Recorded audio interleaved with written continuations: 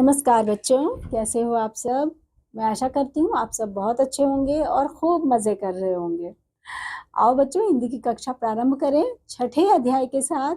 शीर्षक है इसका अपना पंच परमेश्वर। क्या है? पंच परमेश्वर। जुम्मन शेख और अगलू। जुम्मन शेख और अलगू चौधरी में गहरी मित्रता थी। क्या थी बच्चों? दोनों गहरे मित्र थे, मित्रता थी। एक को दूसरे पर अटल विश्वास था। जुम्मन जब हज करने गए थे तब अपना घर अलगू को सौंप गए थे। जब वह हज पर गए थे ना, हज करने जब जाते हैं तो वहां पर जुम्मन शेख ने अपना घर जो था वो अलगू को सौंप दिया था जाने से पहले। और अलगू जब कभी बाहर जाते थे तो जुम्मन पर अपना घर छोड़ देते थे। उन दोनों की मित्रता गांव भर के लिए मिसाल थी। जुम्मन शेख की एक बूढ़ी खाला यानी कि मौसी थी। उसके पास थोड़ी सी जमीन थी, परंतु उसके निकट संबंधियों में कोई ना था। उनके निकट संबंधी कोई ना थे। जुम्मन ने लंबे चौड़े वादे करके वह जमीन अपने नाम लिखवा ली थी। जब तक जमीन की रजिस्ट्री न हुई थी तब तक खाला जान का खूब आदर सत्कार किया गया। जब तक उस जमीन की रजिस्ट्री नहीं हुई थी ना बच्चों, तब तक जुम्मन अपनी खाला जान का काफी आदर सत्कार किया करते थे। पर रजिस्ट्री की मुहर में इन खातिरदारियों पर भी मानो मुहर लगा दी। पर ज्यों ही रजिस्ट्री हो गई उसके बाद खाला जान की आदर सत्कार भी पहले जैसी न रही बच्चों। जुम्मन की पत्नी करीमन रोटियों के साथ कड़वी बातों के ताने भी देने लगी। जुम्मन शेख भी निर्दयी हो गए। अब बुढ़िया न जाने कब तक जिएगी। 2-3 बीघे जमीन क्या दे दिया, मानो मोल ले लिया है। बघारी दाल के बिना रोटियां नहीं उतरती। जितना रुपया इसके पेट में झोंक चुके उतने से तो अब तक गांव मोल ले लेते। ऐसा कौन बोलता था बच्चों? जुम्मन मियाँ बोलते थे। कुछ दिन खाला जान ने सुना और सहा, पर जब न सहा गया तब जुम्मन से शिकायत की, परंतु जुम्मन ने उनकी बातों पर ध्यान न दिया बच्चों। कुछ दिन तक और यूं ही रोध होकर काम चलता रहा। अंत में एक दिन खाला ने जुम्मन से कहा, बेटा, तुम्हारे साथ मेरा निर्वाह न होगा। तुम मुझे रुपए दे दिया करो, मैं अपना अलग पका खा लूंगी। उन्होंने कहा कि बेटा, तुम्हारे साथ मेरा निर्वाह न होगा, तुम मुझे पैसे दे दिया करो, मैं अलग अपना खाना पका लिया करूंगी और खा लिया करूंगी। अब बच्चों, जुम्मन ने बेरुखी के साथ उत्तर दिया, रुपया क्या यहाँ फलते हैं? खाला ने नरमी से कहा, मुझे कुछ रूखा सूखा चाहिए भी कि नहीं? जुम्मन ने गंभीर स्वर से जवाब दिया बच्चों कि तो कोई यह थोड़े ही समझा था कि तुम मौत से लड़कर आई हो। खाला बिगड़ गई। उन्होंने पंचायत करने की धमकी दी। जुम्मन हंसे। जिस तरह कोई शिकारी हिरन की जाल की तरफ जाते देखकर मन ही मन हंसता है, वह बोले, हाँ जरूर पंचायत करो, फैसला हो जाए। मुझे भी यह रात दिन की खटपट पसंद नहीं। पंचायत में किसकी जीत होगी इस विषय में जुम्मन को कुछ भी संदेह न था। आसपास के गांवों में ऐसा कौन था जो उसके एहसानों तले दबा ना हो? ऐसा कौन था जो उसको शत्रु बनाने का साहस कर सके? किसमें इतना बल था जो उसका सामना कर सके बच्चों? आसमान के फरिश्ते तो पंचायत करने आएंगे नहीं। इसके बाद कई दिन तक बूढ़ी खाला हाथ में एक लकड़ी लिए आसपास के गांव में दौड़ती रही। बिरला ही कोई भला आदमी होगा जिसके सामने बुढ़िया ने दुख के आंसू न बहाए हों। किसी ने तो यूं ही ऊपरी मन से हाँ हाँ करके टाल दिया, और किसी ने इस अन्याय पर जमाने की गालियां दी। चारों ओर से घूम घाम कर बेचारी अलगू चौधरी के पास आई, लाठी पटक दी और दम लेकर बोली, बेटा, तुम भी थोड़ी देर के लिए मेरी पंचायत में चले आना। अलगू बोला, मुझे बुलाकर क्या करोगी? कई गांव के आदमी तो आएंगे नहीं।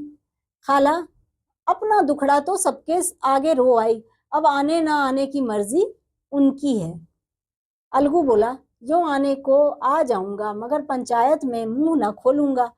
खाला बोली, क्यों बेटा? अलगू बोला, अब इसका क्या जवाब दूं? अपनी खुशी, जुम्मन मेरा पुराना मित्र है, उससे बिगाड़ नहीं कर सकता।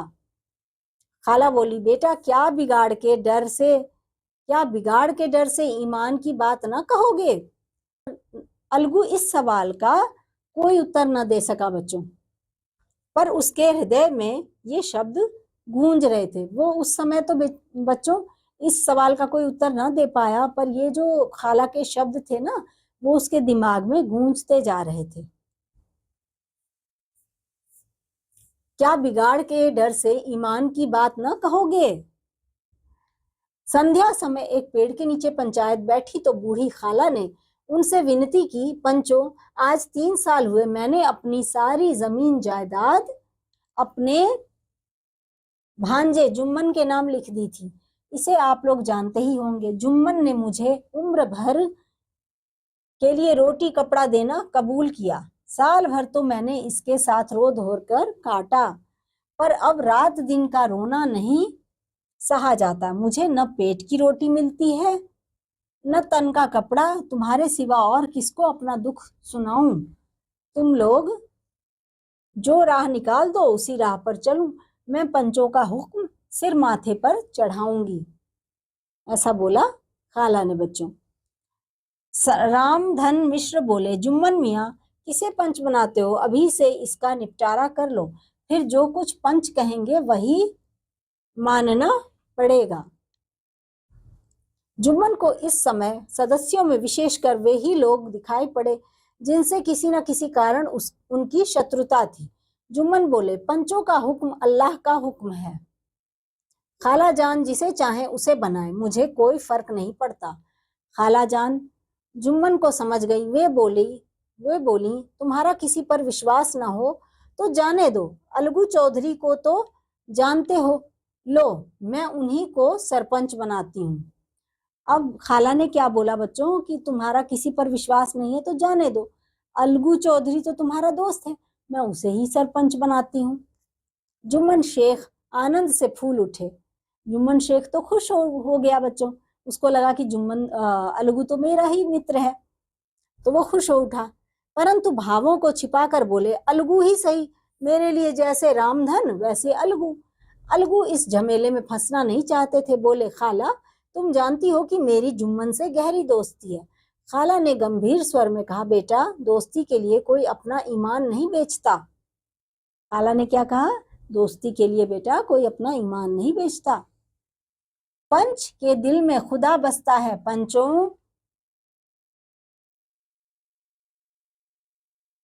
पंचों के मुंह से जो बात निकलती है वह खुदा की तरफ से निकलती है, ऐसा खाला ने कहा। अलगू चौधरी सरपंच हुए। रामधन मिश्र और जुम्मन के दूसरे विरोधियों को यह अच्छा नहीं लगा।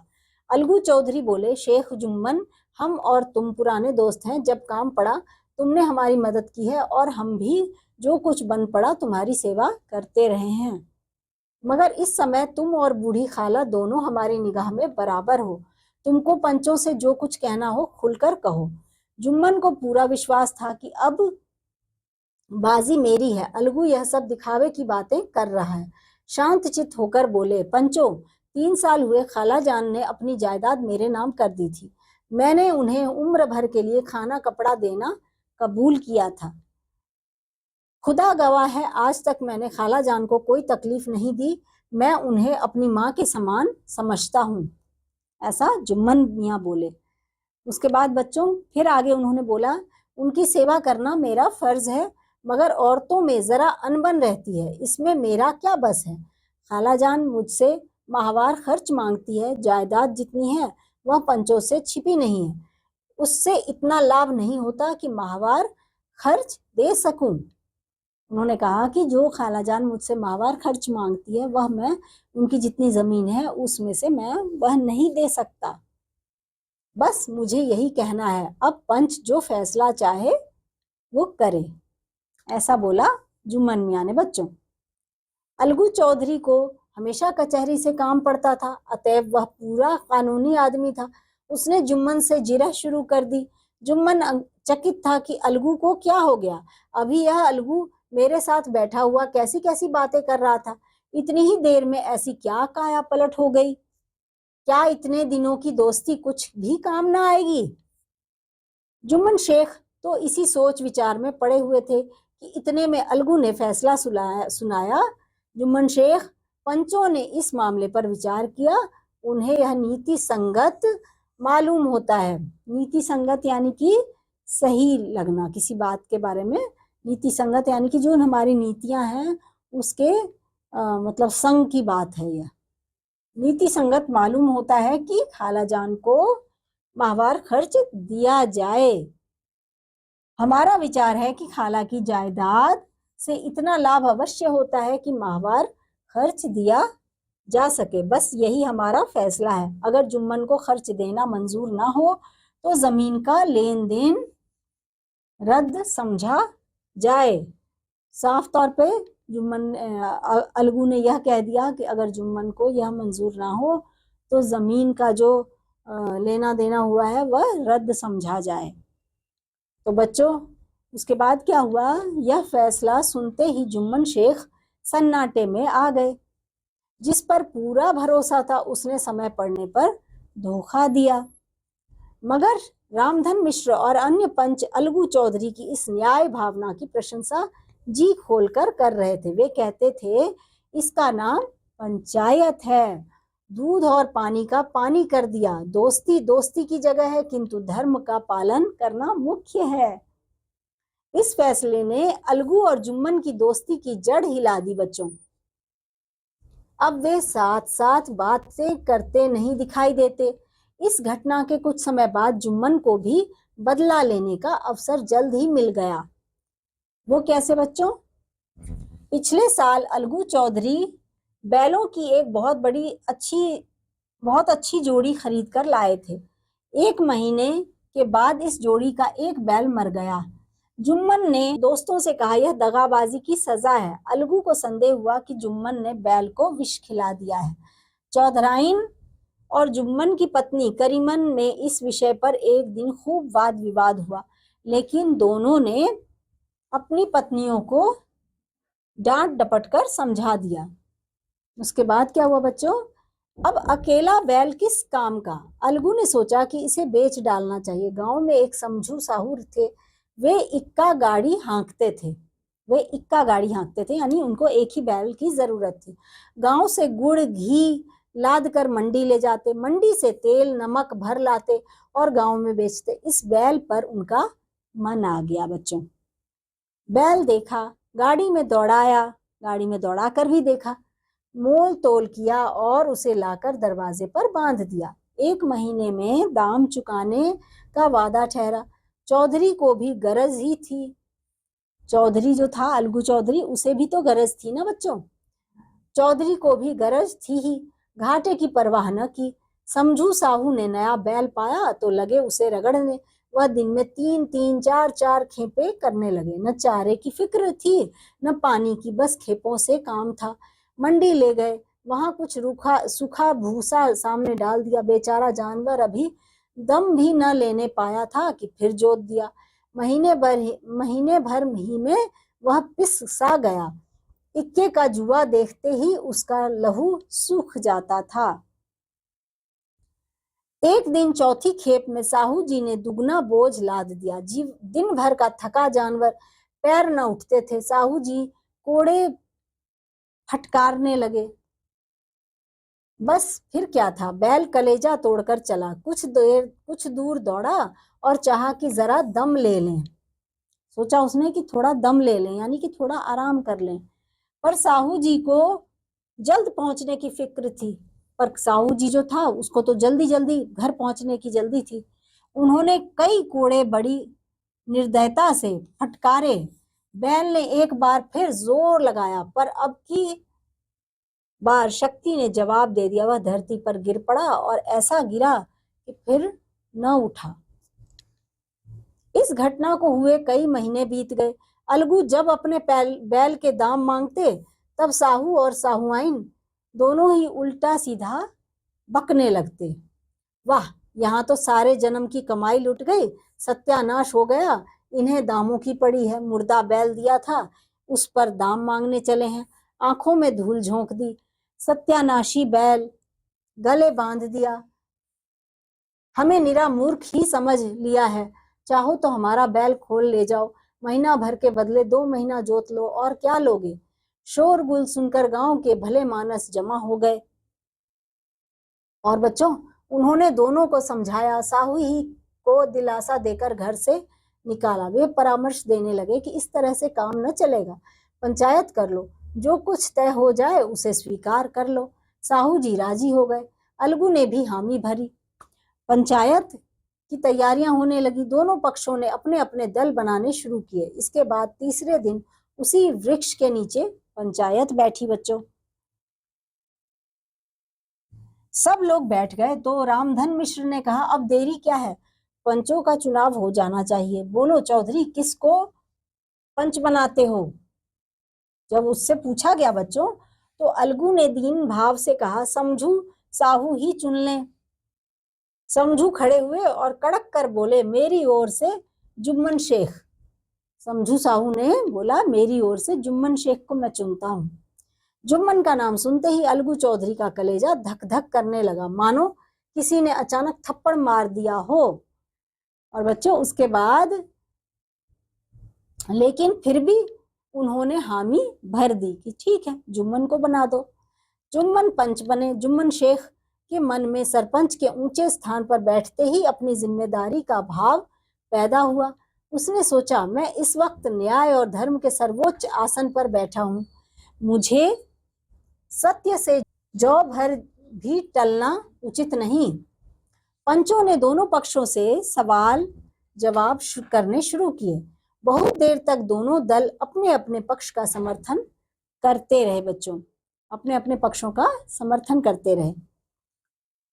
इस विषय में तो सब सहमत थे कि समझू को बैल का मूल्य देना चाहिए, परंतु दो महाशय इस कारण छूट दिलाना चाहते थे कि बैल के मर जाने से समझू को हानि हुई। बहस के अंत में जुम्मन ने फैसला सुनाया, अलगू चौधरी और समझू साहू, पंचों ने तुम्हारे मामले पर अच्छी तरह विचार किया। समझू को चाहिए कि बैल का पूरा दाम दे। जिस वक्त उन्होंने बैल लिया उसे कोई बीमारी नहीं थी। अगर उसी समय दाम दे दिए जाते तो आज हमारे सामने यह मामला ही न होता। बैल की मृत्यु केवल इस कारण हुई कि उससे बड़ा कठिन परिश्रम लिया गया और उसके दाने चारे का कोई अच्छा प्रबंध नहीं किया गया। इस पर बच्चों रामधन मिश्र बोले, समझू ने बैल को जानबूझकर मारा है, अतएव उसे दंड देना चाहिए। जुम्मन बोले, यह दूसरा सवाल है, हमें इससे कोई मतलब नहीं। झगड़ू साहू ने कहा, समझू को दाम में कुछ छूट दिलाई जानी चाहिए। जुम्मन बोले, यह अलगू चौधरी की इच्छा पर निर्भर है। अलगू चौधरी फूले न समाये, उठ खड़े हुए और जोर से बोले, पंच परमेश्वर की जय।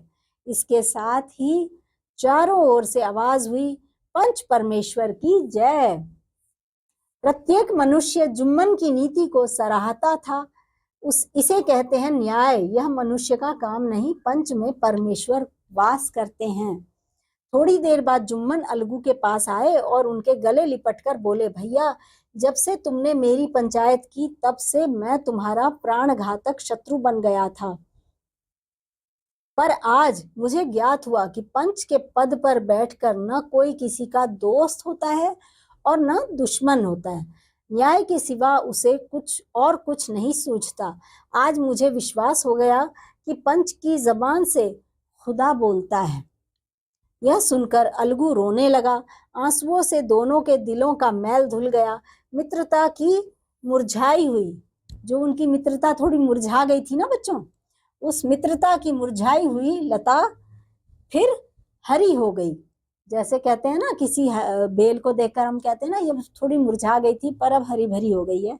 वैसे ही उन अच्छे दोस्तों की, जुम्मन शेख और अलगू चौधरी की दोस्ती एक बार फिर से हरी भरी हो गई। उनकी जो बेल थी ना मित्रता की, वो एक बार फिर से हरी भरी हो गई, यानी उनकी मित्रता एक बार फिर गहरी हो गई। बच्चों, कैसी लगी ये कहानी? अच्छी लगी ना? अब मैं मिलूंगी बच्चों आपसे अगले अध्याय में। तब तक के लिए बाय।